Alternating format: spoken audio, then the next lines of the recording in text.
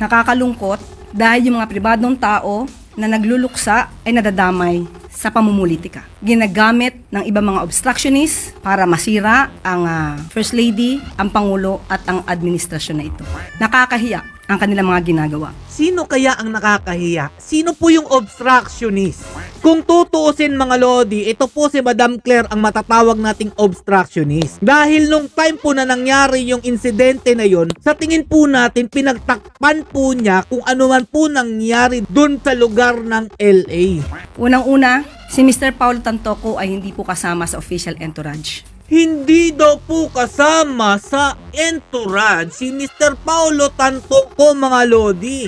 Kitang-kita, klarong-klaro ang ebidensya na nandyan po si Paulo Tantoco kasama po si Liza Araneta at iba pong mga kilalang celebrities. Eto pa po mga idol, paano hindi siya masasali sa entourage? Nakakahiya dahil gumawa sila ng peking police report. Peke daw po yung police report, mga lodi ha. Sabi po yan ni Madam Claire Castro. Ano po yung ibig niya sabihin dito? Ang sinasabing police report ay isang malaking kasinungalingan. Tingnan nyo po mabuti, Madam Claire, si Paulo Tantoco. Hindi po kasama sa entourage yan, partida ha.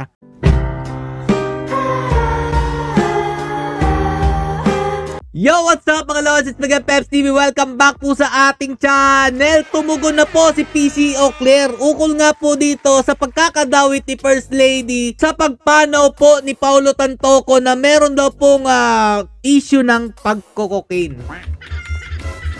Eto po, may nagtanong po sa kanya sa press briefing at mukha pong may pumalit po kay Madam Eden Santos sa pagtatanong sa kanya at medyo makati po itong katanungan na to. Pakinggan at panoorin po natin mga lodi at iko-connecta po nating pilit ang hindi po talaga magkakonektang sagot ni Madam Claire dito nga po sa pagkakadawit ni Madam Liza Araneta Marcos doon po sa nangyari sa LA kay Paulo Tantoco. Eto na po. News of the late Paulo Tantoco's death revealed cocaine overdose and remains an open investigation. Since he's part of the First Lady's entourage, may we know if the First Lady will comment on this? And from the Malacanang po, the presidential sister released a statement. Senator Amy is calling for a comprehensive report from the palace to dispel further speculation. Biruin nyo, pati ang kapatid ni Bongbong Marcos Jr. gusto rin po itong matutukan.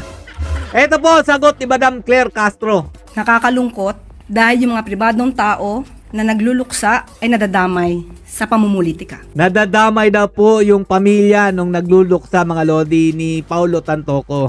Pinasok na naman po dito ang pamumulitika.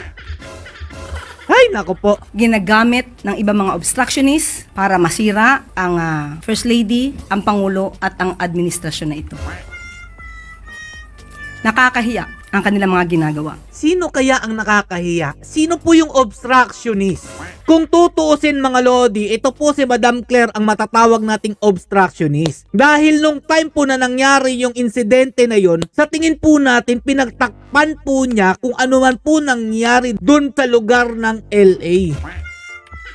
Pero sige, pagbigyan natin mga lodi, baka naman lulusot talaga, no? O, ito pa. Unang-una, si Mr. Paulo Tantoco ay hindi po kasama sa official entourage ni FL o ni First Lady ng unang ginap. Hindi daw po kasama sa entourage si Mr. Paulo Tantoco mga lodi. Anak ng tinapay naman, oo.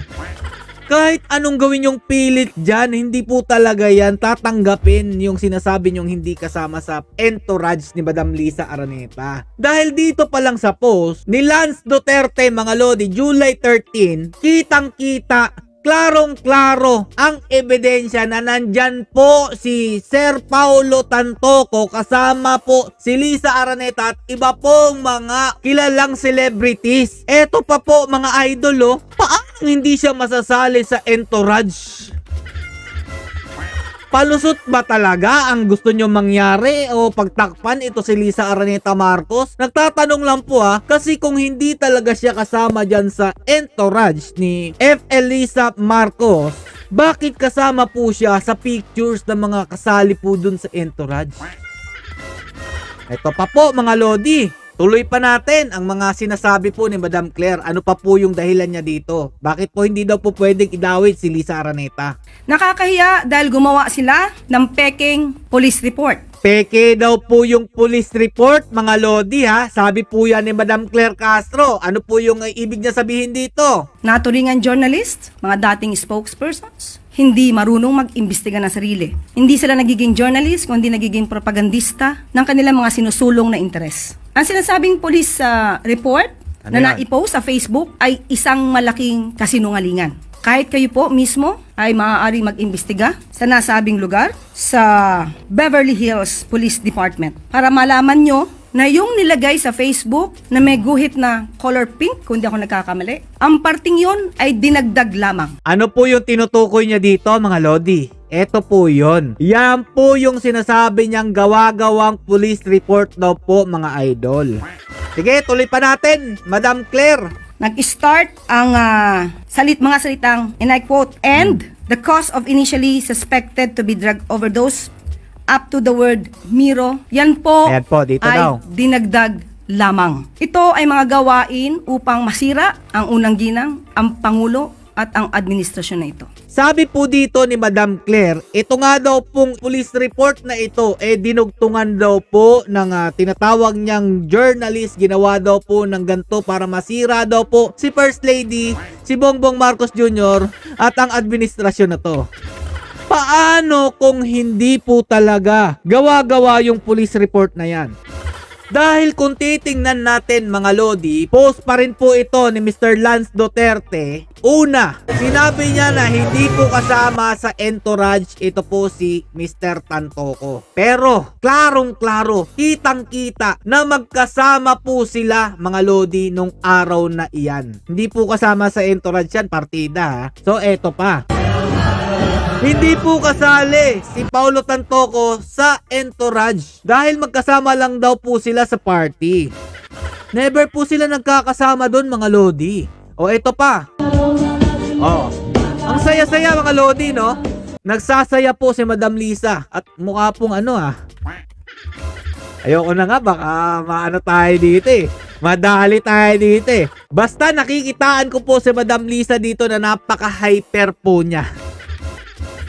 Eto pa, sabi po doon, ito po yung sinasabi, tinutukoy ni Madam Claire. Eto daw po dito banda, mga lodi, dinugtong daw po ito. Para daw po magmukhang kasali po si Liza Araneta Marcos doon po sa investigasyon. Ayan po, ito yung Miro, dito daw po mag-e-end yung dinugtong, mga lodi. Bahala po kayo kung yan po ang inyong statement, Madam Claire. Pero malalaman din naman po natin yan kalaunan dahil nga po ito, pinakita rin po kung sino po yung mga nagbigay po ng statement about po dito sa pag-iimbestiga sa di umano'y pagka-overdose ni Paulo Tantoco doon po sa LA. Ito pa po yung mga ibang detalye. Sabi pa po dito, the decedent was a Filipino business executive who was part of the family known for owning the Rustan's retail chain and their home country. He was in the United States apparently as a part of the entourage of Liza Araneta Marcos, First Lady of the Philippines, who was promoting the Manila International Film Festival Hollywood from March 4 to 7. The MIFF's tribute gala was held on March 7 at the Beverly Hilton. His body has been repatriated. Ito po yung sinabi doon. Kasama daw po siya sa entourage. Pero ang sinasabi po ni Madam Claire, hindi nga daw po siya kasama. Peke nga daw po itong police report. At dahil nga sa mga kumakalat na mga pictures, mga ebidensya ng pag-iimbestiga dito kay Paulo Tantoco, ito po yung sinabi niya, mga lodi, sa ating mga journalist. Tinawag po niyang propagandista ito po, mga lodi. Pakinggan nyo pong mabuti ha. So muli, sa mga journalist na nagpapanggap na kayo journalist, pero lumalabas na kayo propagandista, maawa po kayo sa bansa. Maawa po kayo sa taong bayan. Huwag niyo pong lokohin ang mga Pilipino. Sana naman po totoo, no, na maawa po tayo sa bansa. Tingnan nyo po mabuti, Madam Claire, si Paulo Tantoco. Masasabi nyo po ba kaya lahat ng iyan na kasinungalingan po lahat na nangyari dyan sa LA at dinadawit lang po si Madam Liza Araneta Marcos para po siraan siya? Kaya na po bahala, mismong konsensya nyo naman po yan, wala po kami magagawa. Kung kinakaya po talaga ninyong magsinungaling, kung nagsisinungaling man kayo, kung pinagtatakpan nyo man ng unang ginang, wala na po kami magagawa dyan. Pero ayon po sa mga nakalap na ebidensya at mga video, mukha pong malabo yung sinasabi ninyo na hindi po kasama sa entourage si Paulo Tantoco dun po sa ginanap na event ni Madam Liza Araneta sa LA. Sige po, tuloy lang po tayo. Madam Claire, para hindi po tayo maalis dyan sa pwesto at nagpapasalamat po ako at na ikaw pa rin po ang sumasagot sa lahat ng mga katanungan namin ukol po dito sa pagkakadawit ni Madam Liza at sa Malacanang. Mas natutuwa po kaming nandyan kayo. Dahil taas noo po kayong sumasagot kahit hindi naman kayo sigurado sa mga sasabihin ninyo at mukha po yatang lalong mamimiligro ang administrasyon ni Bongbong Marcos dahil sa inyo. Pagpatuloy nyo lang po yan. Stay safe and God bless you all. Duterte pa rin.